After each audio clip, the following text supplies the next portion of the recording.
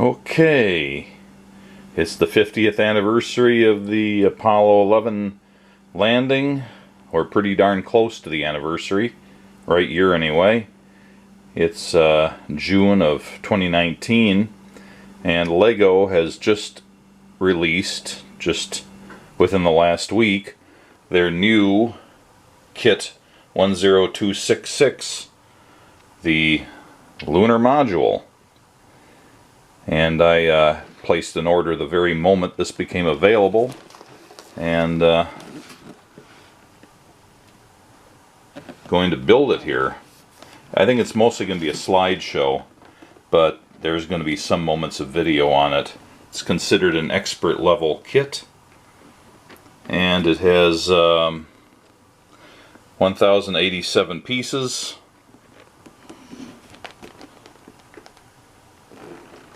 And I don't recall exactly what it cost. It was close to $100, so not really cheap, but it's less expensive than the Saturn V rocket they came out with a year or two ago.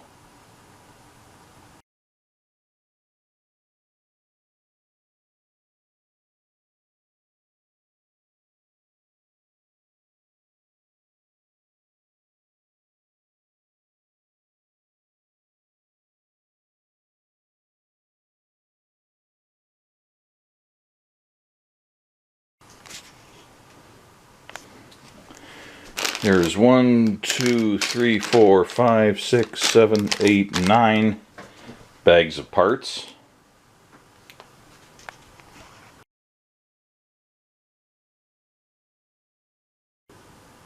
And there is a 150-page printed manual.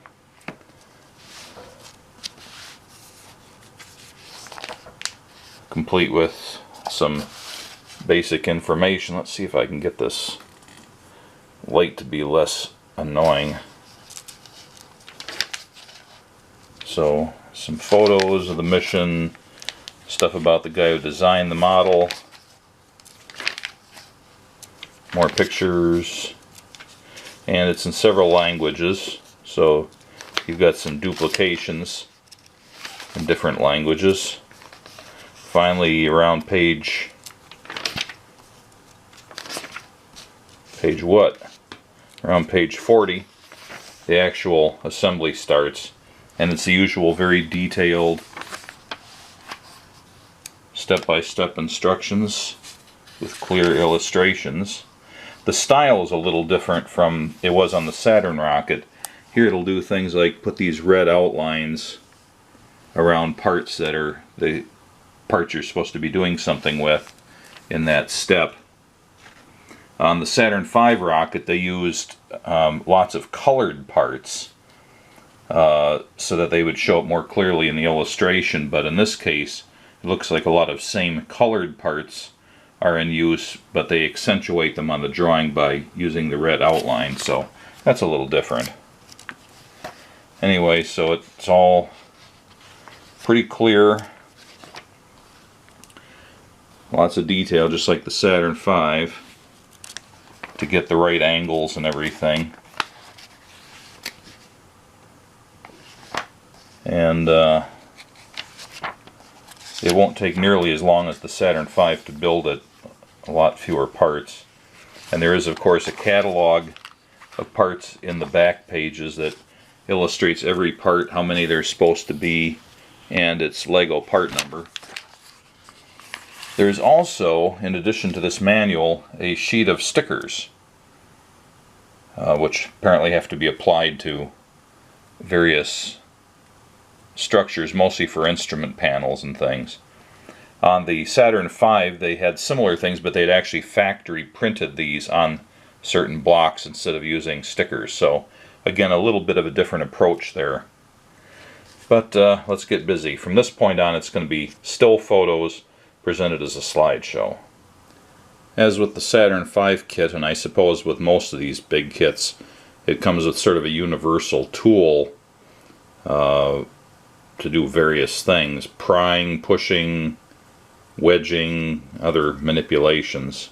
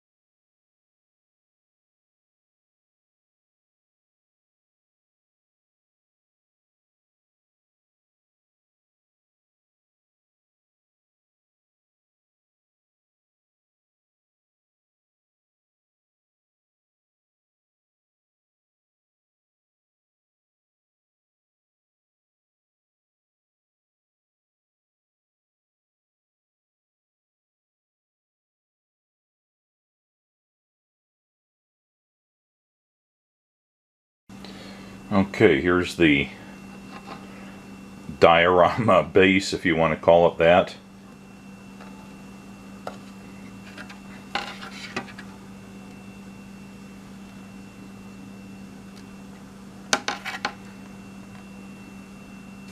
One place where this particular kit's manual falls short, and I know they can do better because they did it on the Saturn V rocket kit, they're not so clear about which parts bag is which. There are several places where there are more than one parts bag with the same number. Like this one, it's a number 2, it's a number 2. The Saturn V had, I don't know, at least a dozen bags that were all numbered. And here they say this following assembly is made out of this parts bag, and they show a 2 with a white shadow, which would seem to be this one, but then they show a part being in there like this, which is not in that bag, and it's actually in this bag. So apparently when they say 2, they mean both bags, or they just mean this bag. Can't tell. So that adds some confusion. I think they screwed up on that.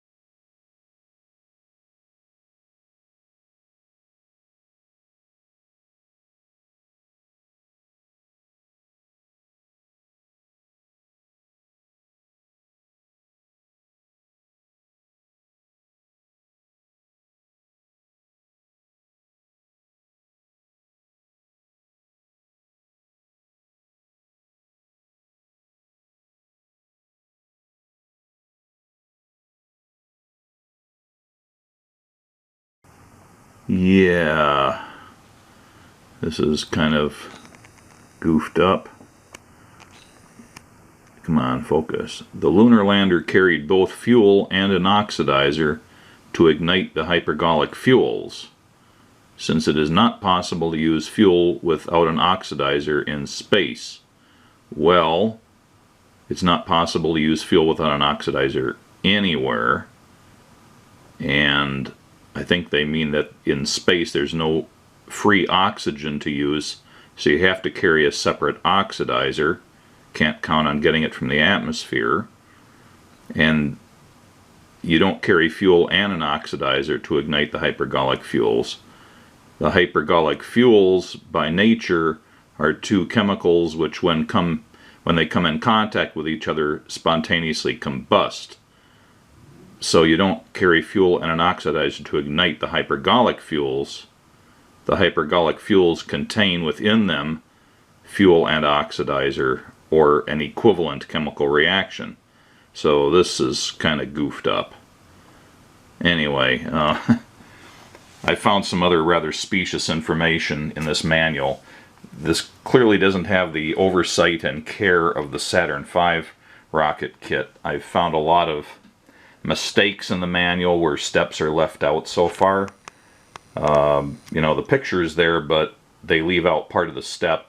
It's just like a part suddenly appears, and you have to notice that it appeared, but there's nothing actually telling you to put it on, that kind of thing. So the manual here is substandard compared to my only other Lego Create project, which was the Saturn V.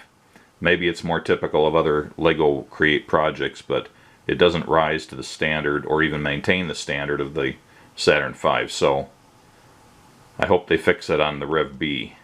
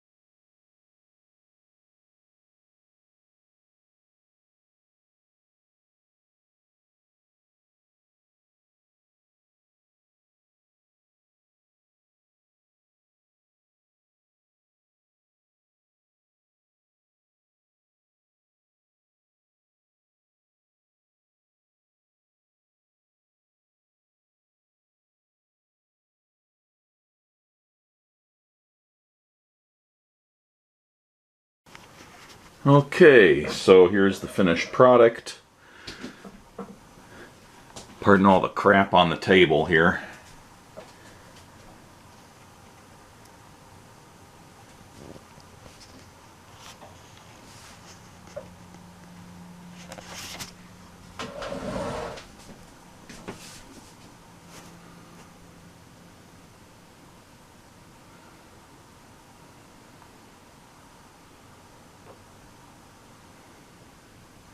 Detail's pretty good. The legs do not fold. They are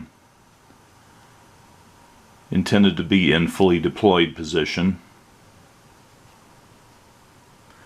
The astronauts can go any which way you want. They can be on the surface, on the ladder, inside. The LM does come into pieces here. There are spring clips, and it's pretty easy to pop them off, just a little bit of pressure. And then you've got the front section with the doors which open, the center control panel, the downward facing windows. It's a pretty good compromise what they did to get the desired shape of the windows. They kind of built out the middle and had a vaguely downward sloping stock window there. It's not too bad. And there are these little levers or whatever those are, and then you can look around inside. One thing that there is not is the ascent engine can sticking up there, but if there was, then you wouldn't be able to fit the astronauts inside. And they do go in there. There's the little bumps on the floor there which you can put both astronauts in. They pretty much take up all the available space. You've got your control panels on both sides. Snap the front back on. Just goes on like that.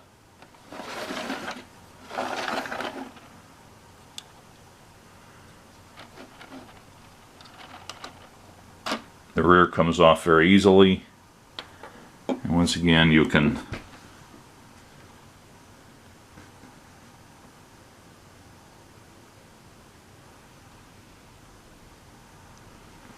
get a good view inside. Stick one of the astronauts in there if you want.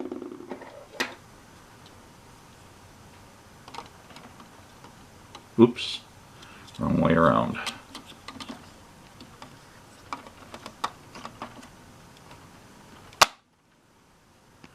Snaps on very easily. And then the ascent and descent parts come apart quite easily, just like that. Just a couple little clips to hold them together. They go onto these two protruding clip sections, and then there's the mating ones in there, so you can do your ascent stage. And of course there's the descent stage engine bell there. There's no detail on the bottom. They didn't really try for that, so it's just the bottoms of Lego bricks.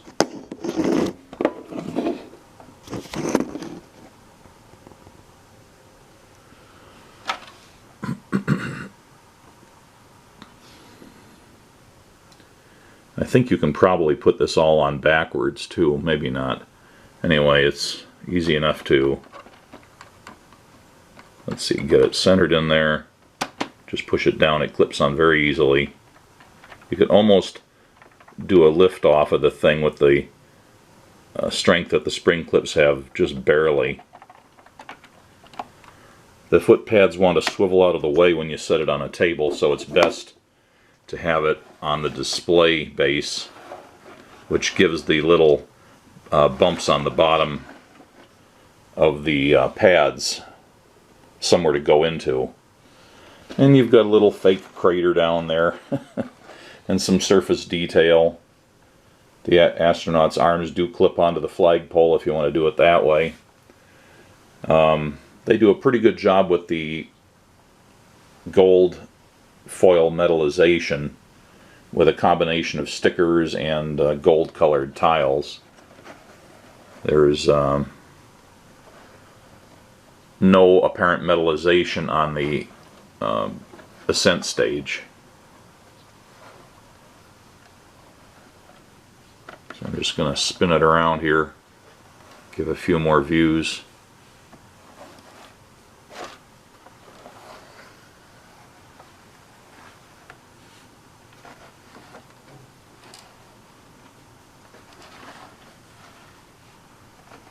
Sorry, I don't have a Lazy Susan for this. But it's a pretty good looking model. It's a nice complement to the Saturn V. And let's see, what else can I say about this? Oh yeah, it took me one afternoon that evening and a whole morning the next day to assemble this.